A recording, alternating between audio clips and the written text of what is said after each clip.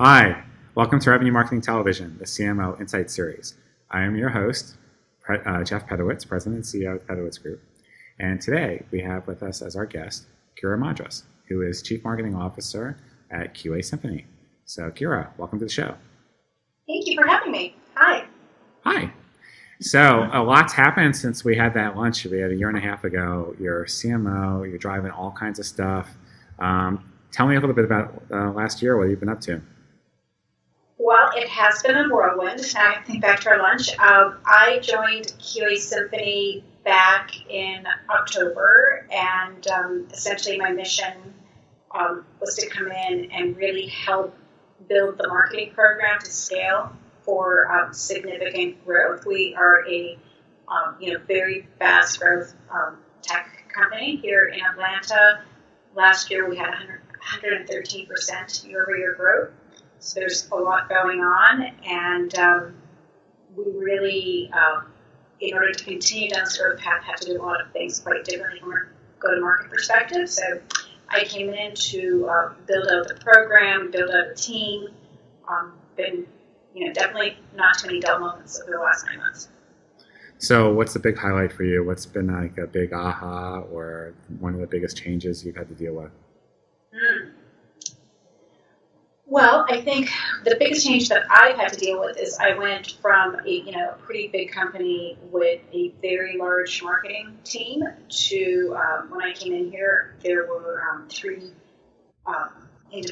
very talented individuals, and we very quickly ramped up, and by January, so within about 4 months of starting, the team grew to 8 people, and so we now have like a fully staffed little mini marketing ecosystem, and that has, that's definitely been a huge accomplishment as well as a big change from my previous role where we had quite a few people in the marketing org. That is a big change. So essentially you're kind of building the team from the ground up. What are you looking for? And what kind of skills, personalities, outlooks, attitudes in building your organization? So I think one of the reasons that QASymphony has been as successful as we have is because we have just a tremendous culture in the company. Everyone has a great sense of where the company's going, what you have to do to get there, and what you need to do to contribute so the whole company is successful. And so when hiring, culture was certainly a very key factor, cultural fit for what we were looking for.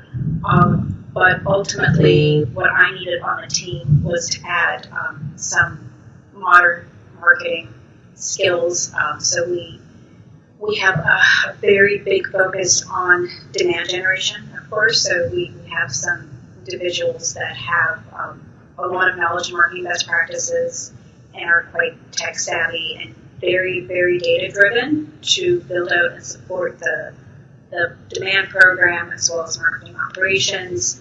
We implemented field marketing, which as a company we hadn't had before. We grew up doing most of our business in SME, so it was heavily inbound lead focused from the web. And one of our key missions is to drive more business from large enterprise accounts, which requires a different type of strategy and approach. So we set up a new field marketing function and are heavily focused on account-based marketing strategies and really working very closely with sellers to go beyond the digital and into some face-to-face and relationship marketing. We're a SaaS company, so making sure that we take good care of our customers and have renewals is critical. We haven't done that before. So a lot of new pieces. Because demand gen was top of mind, content was key, and we invested in a director of content strategy. So definitely adding some really key functions to the marketing stack for sure. And what are some of the things that you're measuring your team on in terms of performance and accountability? Sure. Well, first and foremost, we have a revenue target that as a marketing group we have agreed to hit, and that is looking at marketing contribution overall, so it's both source as well as influence. And then we have KPIs to work our way back in terms of opportunities, qualified leads that we pass over to the telesales team, and then of course very, very top of funnel, because that's where it starts, so we can start nurturing them. But we have metrics that we essentially every week we look at the results. So, okay. So we talked a little bit about how you're measuring your team. So you're growing fast. You said over 100% last year. What are some of the things you're doing from an infrastructure perspective, process, technology, the scale? Great question. So actually, when I came in, we had no shortage of technology in our tech stack. So I would say, if anything, we've really streamlined our investment and simplified a lot of the tools that we're using. One of the things that QASymphony has done really well that I have not experienced in any other place that I've worked is we have a centralized business operations function. And what that means is that sales ops, marketing ops, and customer ops all sit in the same department. And this is the team that ensures that we are aligned on a single set of definitions, end-to-end process. They own all of the technologies across the board because last year we had a lot of redundant sales and marketing. We're paying for two different tools that were intended to do the same thing. Essentially, they had different sets of definitions, and there was misalignment on KPIs and such. So by having a centralized business ops function, we are really getting rid of a lot of waste and redundancy and have great alignment across all of our teams. And our tech stack is actually pretty simple. We implemented Marketo in October, and WordPress for our website. Not a whole lot. It's about the simplest tech stack I've heard in quite some time. Not a ton of technology right now. We're really trying to work first on getting aligned on process, and then we'll figure out what technology is. Okay. And then that central team, do they own WordPress and Marketo, or do you have someone on your team that's running it? So WordPress is actually within my demand center with our website. Marketo is managed out of the marketing ops group that's within the centralized business ops function. It's actually my headcount and my budget, but the day-to-day manager is not my job. Interesting. Okay. And you mentioned some of the other roles on your team, and you talked about, because you're in a subscription business, SaaS, the customer. What are some of the things you're doing from a marketing standpoint to organize around the customer lifecycle, retention, growth, I guess, long-term adoption, lifetime value? So we have our customer marketing program is really aligned to the customer segments that we have defined. We have segmented our customer base both based on the size of the company as well as the amount of investment that they have made with us. So depending on which group they're in, either they have a very high-touch personal care, or in other cases it is much more automated and email-based and electronic. And we're just in the process of building out the low-touch program with an email nurture that really uses the power of Marketo to be able to stay in front of our customers without having too much of a personal high-touch involvement. And then on the ones that are high-touch, we do a lot more face-to-face within our field marketing program. Okay. So if you were to give advice to a younger you, what would you go back in time and tell yourself based upon what you've learned? It's what I tell all of my marketing team members, and that is go into sales.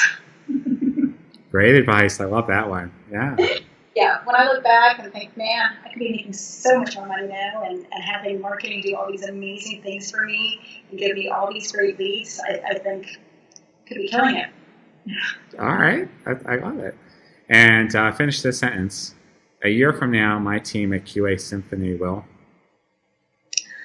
A year from now, my team at QASymphony is going to look quite different than it does today. We actually just announced a merger with a company by the name of Tricentis, also in the testing space, significant global presence. So a year from now, we are going to be a global organization, not really just mostly focused on North America.